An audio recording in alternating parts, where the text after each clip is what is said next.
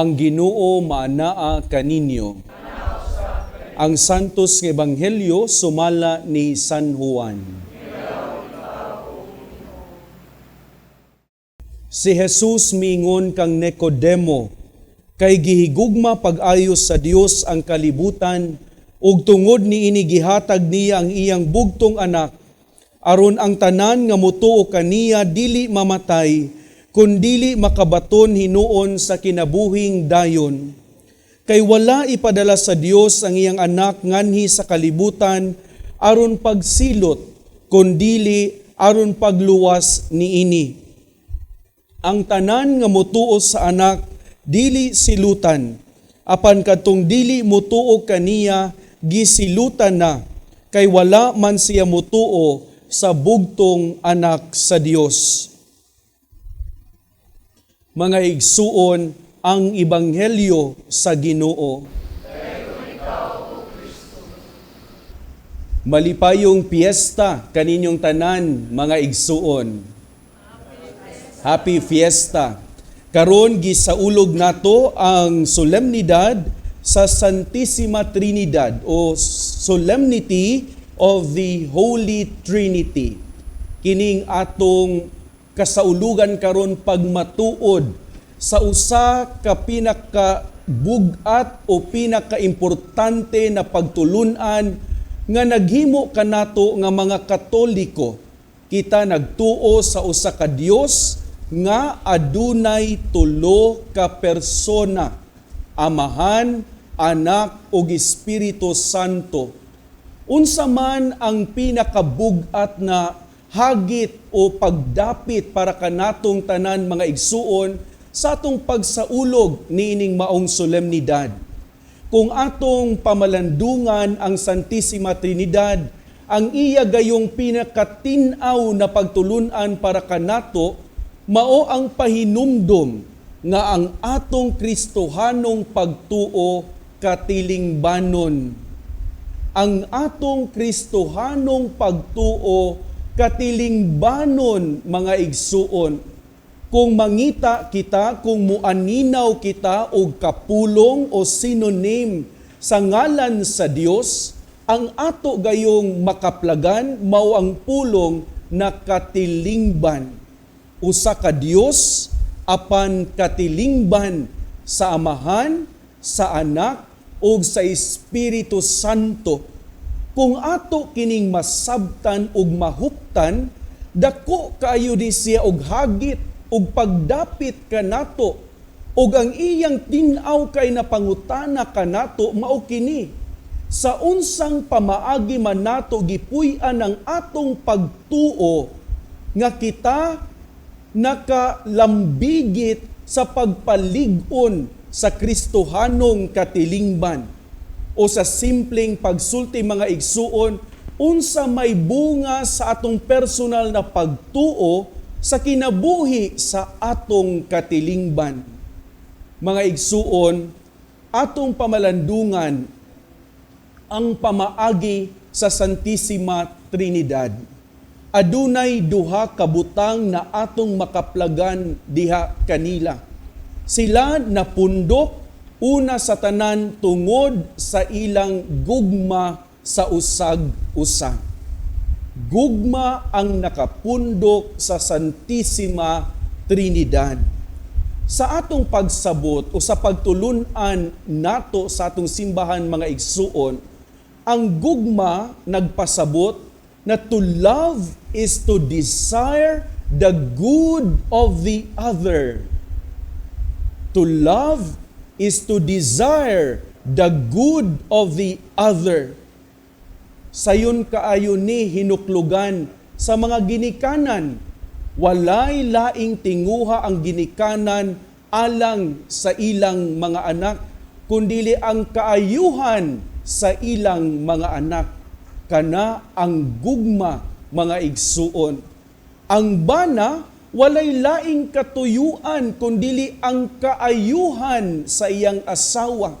Maupod kana ang kahintang o katuyuan sa asawa ngadto sa iyang bana. Mao kana ang gugma, mga igsuon.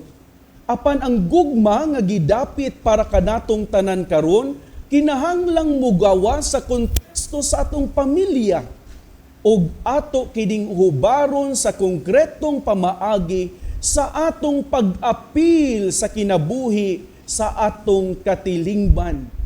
Maong sa atong pagsaulog karon mga igsuon, sa unsang pamaagi man nato gipaningkamutan nga ang atong mga silingan, ang atong mga katagilungsod, ang atong mga kakomunidad makaambit sa kaayo nga iya diha sa kasing-kasing sa Dios. Dako kining hagit mga igsuon nganuman kay kung ato gyung pamalandungan ang panghitabo sa atong palibot karon, kasagaran nga nahitabo mao kini. Ang atong gipaningkamutan dili ang kaayuhan sa kadaghanan. Ang atong gipaningkamutan karon ang kaayuhan sa mga pipila. Maong angay kaayo nga ma-realize kanatong tanan nga ang atong pakiglambigit karon kining atong pag-apil sa kinabuhi sa atong katilingban, makaayo ba ni sa kadaghanan o makaayo sa pipila lamang nga mga gamhanan? Mao kini ang angay natong pamalandungan mga igsuon. Again, to love is to desire the good of the other. And in the context of the love of the Trinity, the good of all, the good of everyone. Mao kana ang unang nakapundok sa Santissima Trinidad. Gugma mga igsuon. Ikaduhang nakapundok sa Santissima Trinidad, mao ang kamatuuran mga igsuon. Kung atong balikan ang pagpadayag sa Amahan diha sa Karaang Testamento, o kung atong estudyuhan o basahon ang pagpadayag ni Jesus dinha sa Bagong Testamento, kung atong pamalandungan ang pagpadayag sa Espiritu Santo, wala gayud sila'y bakak na gitudlo kanato. Ang tanan kamatuuran sa Dios nung gugma, ang tanan kamatuuran sa Dios nung gingharian, ang tanan kamatuuran sa panglantaw sa Dios mga igsuon. Pero atong hinumduman mga igsuon, nga ang kamatuuran para kanatong tanan isip mga Kristohanon mao kini, dili konsepto, dili pulong, kundili ang kamatuuran kinabuhi kauban ang Dios. Sa atong pagpamalandong sa daghan kaayong mga impormasyon sa atong palibot karon mga igsuon, atong basahon kini pinaagi sa atong kinabuhi kauban ang Dios. Unsa may pagbasa sa atong Kristohanong pagtuo sa panghitabo sa atong palibot karon. In other words, mga igsuon, ang tanan unta natong pakiglambigit sa kinabuhi sa atong katilingban, bunga una sa tanan sa atong kinabuhi kauban ang Dios. Apan mga igsuon, kini nagpabiling dakong hagit. Kay kung atong balikan ang mga pagtulunan sa atong simbahan, usa gayud sa pinakadakong kritisismo kanatong mga Katoliko mao kini. Kita daw nga mga Katoliko mahigugmaon kaayo sa Dios. Tinaw ug tataw kayo ang atong pagtuo kung anaa kita sulod sa atong simbahan o balay ampuanan. Pero sa panahon nga kita mugawa sa mga pultahan sa atong simbahan, makalimtan nato paghubad ang atong Kristohanong pagtuo. Mao ang dakong hagit kanatong tanan karon mga igsuon, nga dili unta nato ibulag ang atong kinabuhi sa Dios sulod sa simbahan ug sulod sa atong panimalay ug sa atong tagsa-tagsa ka mga katilingban. ang maong kinabuhi unta ang magtultul kanato ngadto sa mga kamatuuran na angay natong ikatampo sa kinabuhi sa atong katilingban karon.